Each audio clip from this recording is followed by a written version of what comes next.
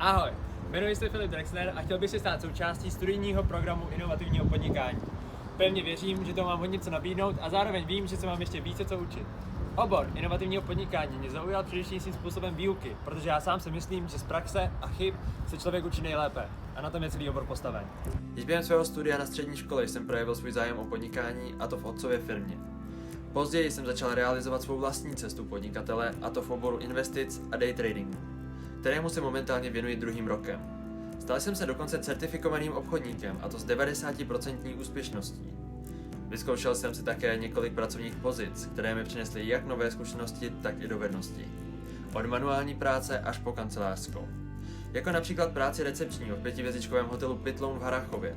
Tato pracovní pozice mě naučila samostatnosti a komunikaci, ať už se jedná o zahraniční hosty nebo ty místní. Také jsem měl tu možnost účastnit se na pořádání společenských akcí pro firmu Škoda.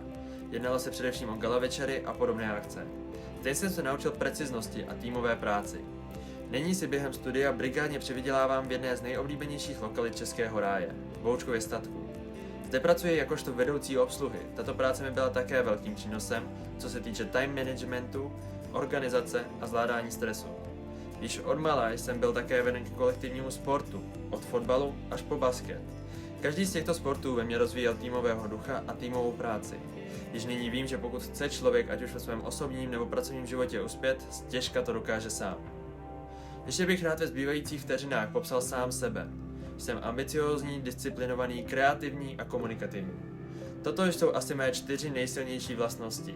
Tam, kde ostatní vidí problém, já hledám skryté řešení. Od selhání k úspěchu.